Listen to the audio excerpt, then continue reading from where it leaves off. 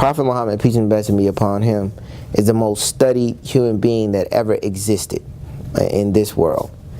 And when I say that, I mean, like, you know, not only his whole life, but how he dressed, you know, how he walked, how he talked, everything about his life is studied extensively, and it matters.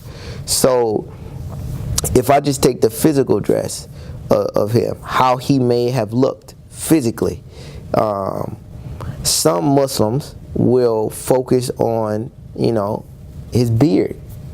Some Muslims will focus on his mind. Some will focus on what he looked at. Some will focus on his speech.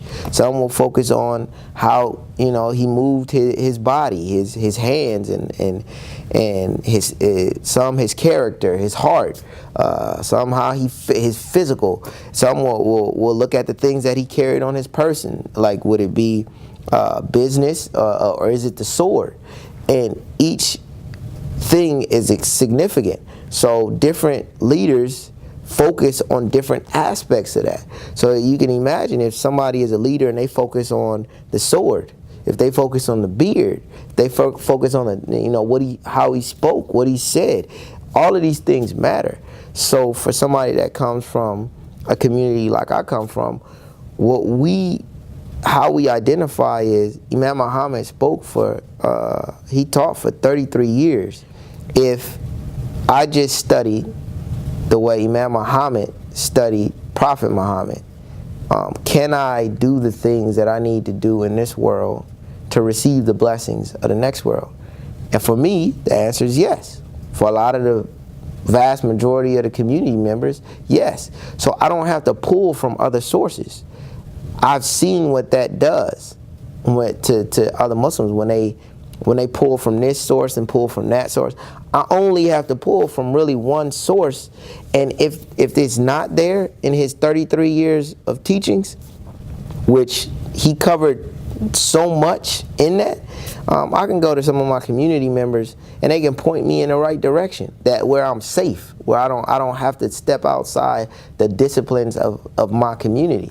And that bothers some Muslims, and I get that, but that's their issue. But don't try to come over here and destroy our community. Like, you just, like, that's going to cause friction and problems, because, you know, we honor our community. We love our imam.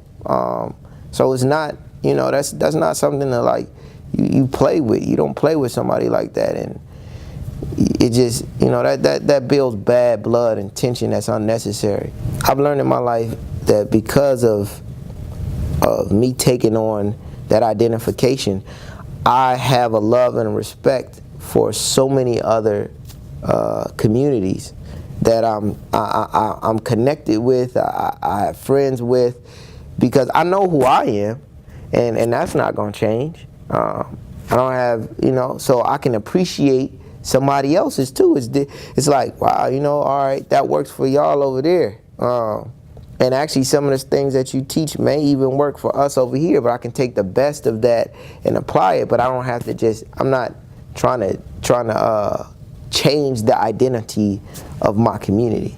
Nah, man, those flags, I raise my flag high, man. That's something I'm proud of, man. I don't, there's no shucking and jiving in that, man. It's love. We really love our community.